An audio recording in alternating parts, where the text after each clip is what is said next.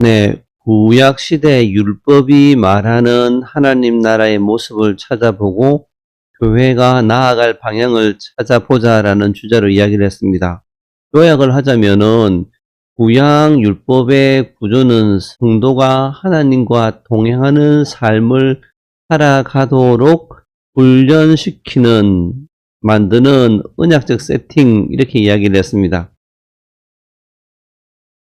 구약 율법은 단순한 규칙이 아니라 하나님과 동행하는 삶을 실제로 만들어내는 구조적 장치였다, 그런 이야기였죠.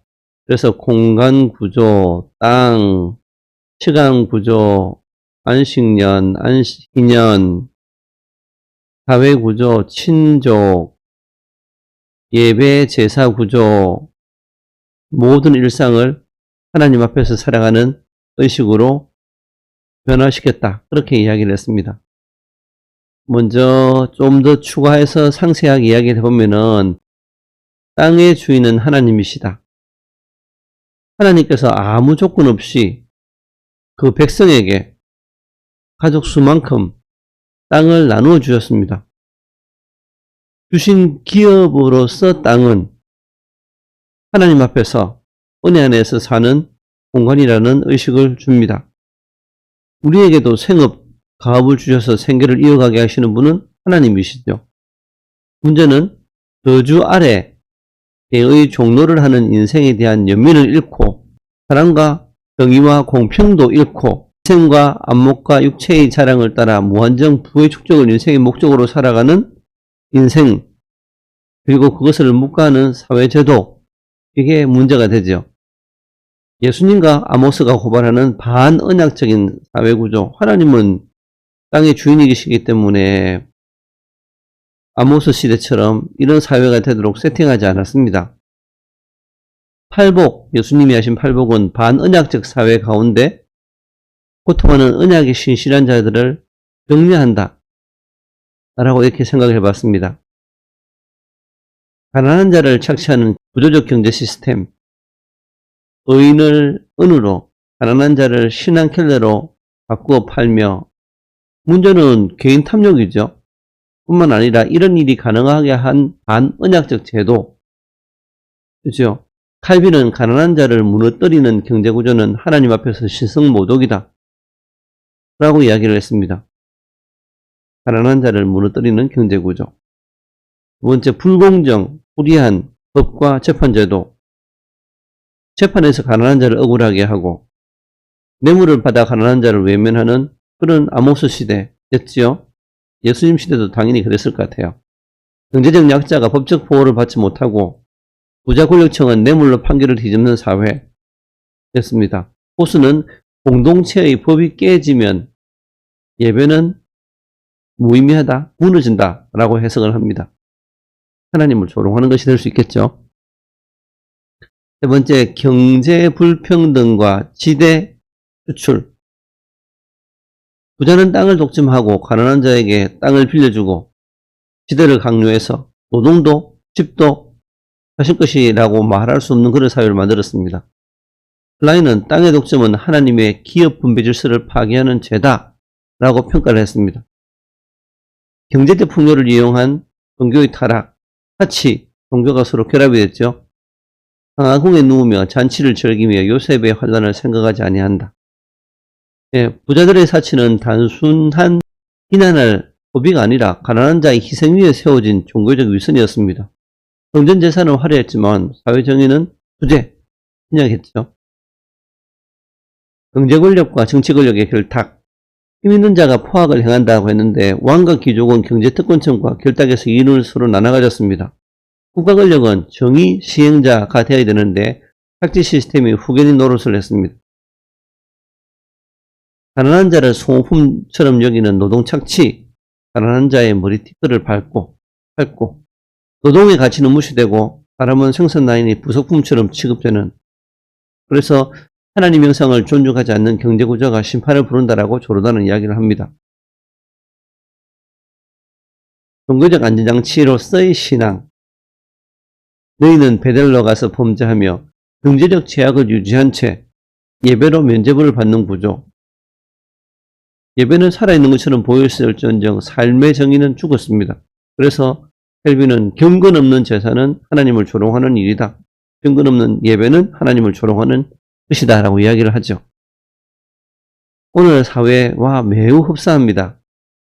하나님께서 이스라엘을 설계하실 때 하나님이 형상된 인간이 존중받는 사회를 기억을 하셨습니다. 정치, 경제, 종교 모든 분야에서 하나님 백성들이 하나님의 형상으로서 존중받도록 해야 하는데 그것을 깨는 정치, 그것을 허무는 경제, 예배는, 종교는 하나님의 심판을 불러왔습니다.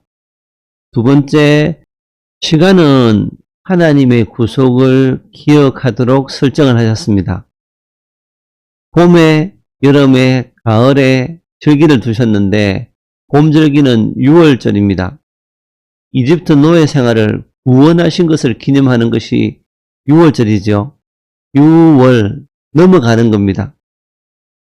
어린 양의 피로 죽음의 재앙이 넘어간 사건을 기억합니다. 무교절, 누룩이 없는 빵, 무교절의 뜻이겠죠.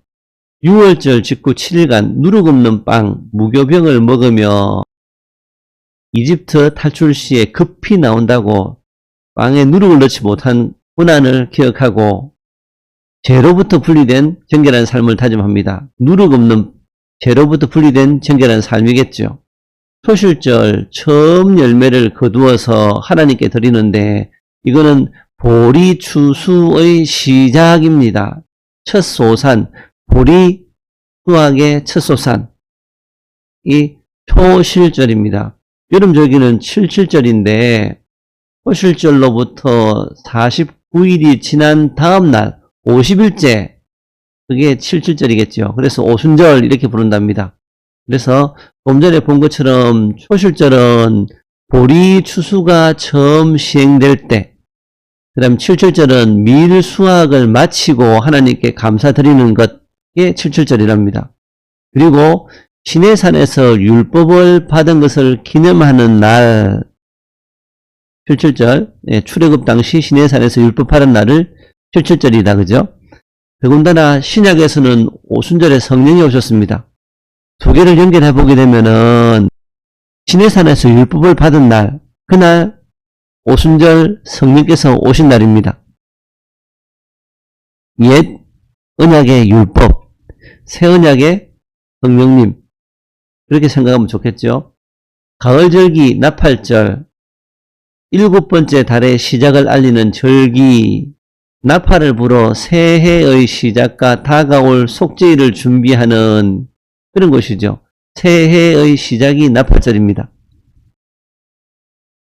대속죄일, 대제사장이 1년에 단 한 번 지성소에 들어가서 이스라엘 백성의 모든 죄를 속죄하는 날, 이날은 금식을 하고 회개하고 정결함을 구하는 날입니다. 초막절, 광야에서 초막, 천막, 장막을 치고 거주했습니다. 40년 동안. 그것을 기억하는 게 바로 초막절입니다. 한 해의 모든 추수를 마친 후 풍성한 수확에 감사하며 즐거워하는 절기, 그것이 초막절입니다. 근데 이 7가지 절기 중에서 특히 6월절, 77절, 초막절은 이스라엘 모든 성인 남자가 예루살렘 성전에 올라가야 될 3대 순례 절기로 불려집니다. 이 절기들은 역사적 기념을 넘어서서 예수 그리스도의 구속 사역과 재림을 예표하는 예언적인 의미가 담겨져 있습니다. 요 7가지 절기 외에도 매 주마다 지키는 안식일이 있었고요. 유대민족이 자체적으로 만들었던 불임절, 수전절 등의 절기가 있었습니다. 이 모든 절기를 1년 내내 돌아가면서 지키다 보게 되면은 하나님의 구원에 대해서, 예수 그리스도의 오심에 대해서, 하나님의 뜻에 대해서 기억을 하는 그런 시간들로 구성이 되어 있죠. 하나님이 만들어 놓으신, 주신 시간 안에 우리가 살아가고 있는데 우리는 너무 바쁘게 살아서 하나님의 구속 경륜을 기억을 하고 그것을 기념하고 보내는, 그것을 중심으로 보내는 시간이 별로 없는 것 같아요. 우리는 6월절도, 무교절도, 7.7절도, 나팔절도, 초막절도 지키지 않고 수전절이나 불임절도 더군다나 안식일도 지키지 않고 다만 하나 예수 그리스도께서 부활하신 그날 주일을 지킵니다. 주일 속에 예수님께서 나심, 예수님께서 죽으심과 부활 성천하심, 그리고 다시 오심, 그리고 하나님 나라의 통치, 이 모든 것이 주일 속에 다 들어가 있거든요. 그래서 우리는 여러 절기를 지키지 않는데 대한민국 교회가 몇 가지 절기를 만들어서 지키자고 하긴 하지만 성경에서는 그 모든 것이 다 주일 안에 다 완성되어서 녹아 들어가 있기 때문에 주일의 의미만 제대로 알고 살아간다면은 매일매일을 하나님 나라 안에서 살아간다는 것을 확신하고 살아간다면은 큰 절기는 크게 의미가 없을 것 같아요.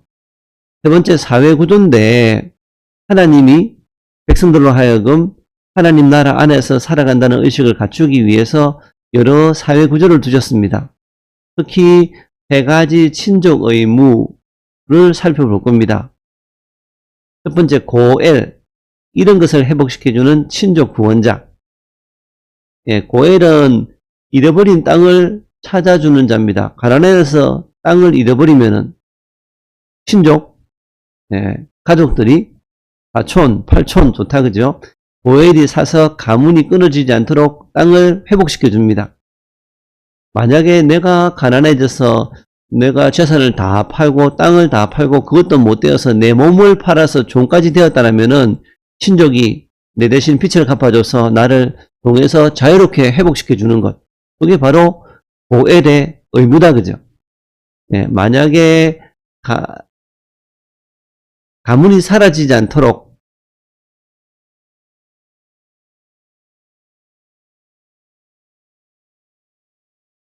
가문 이름과 기업을 지켜주는 보호자가 고엘이랍니다. 돈을 많이 벌고 출세해서 성공하는 것이 인생의 목표가 아니라 언약 가족과 하나님이 주신 믿음의 자산을 지키는 것이 가장 큰 소명으로 생각하는 것이 맞겠죠. 두 번째, 레비라트 결혼인데 신명기 25장 6절을 보게 되면은 그의 이름을 이스라엘 중에서 끊어지지 않게 하려 함이라 라고 되어 있습니다. 고대 사회에서 이름이라는 것은 단순한 존재 표시가 아니라 계보, 기업, 하나님 주신 땅이죠. 가문의 신앙, 하나님의 약속을 모두 포함하고 있는 것이 이름 속에 내재되어 있습니다.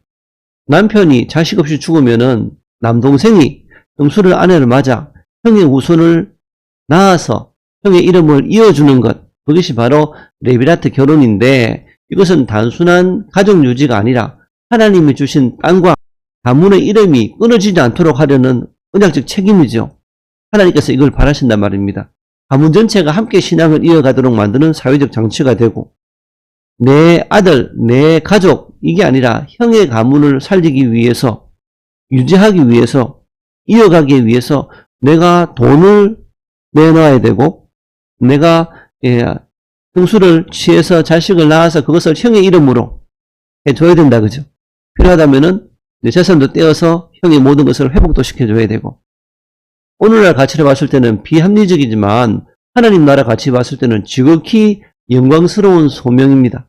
인생의 목표가 뭐냐라고 물었을 때 하나님께서 주신 것을 온전히 유지하고 지키는 것, 발전시키는 것, 그것이 소명이죠. 땅을 잃어버려도 사람이 종이 되어도 고일이 되찾게 해주고 앞으로 보겠지만 억울하게 죽임을 당하면 가문이 책임지고 원수를 갚아 명예를 회복시켜주고 가문이 자식이 없어 죽어서 가문이 끊어질 위기가 되면은 동생이 하나님께서 이어가게 해주시고 죽은 자도 하나님 앞에서는 모두 살아있는 자고 하나님의 언약 체결자는 한 영혼도 잃어버리지 않고 그래서 잃어버리는 자를 찾아러 오신 주님은 구약의 이런 배경에서 이루어진 일입니다. 하나님은 언약 백성 하나가 사라지는 것을 결코 기뻐하지 않는다 라고 성경은 말합니다. 세 번째, 표의 보복자. 누군가 고의로 살인을 저지르게 되면은 고엘, 의 보복자는 그 생명을 대속해야 된다.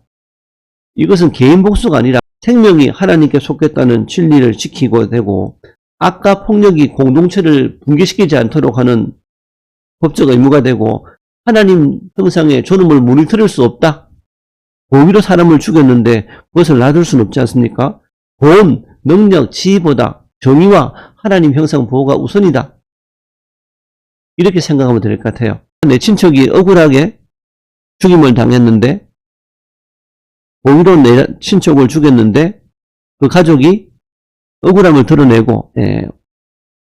드러내고 잘못된 자에게 적절한 형벌을 가하도록 하는 것이 필요하다 그죠?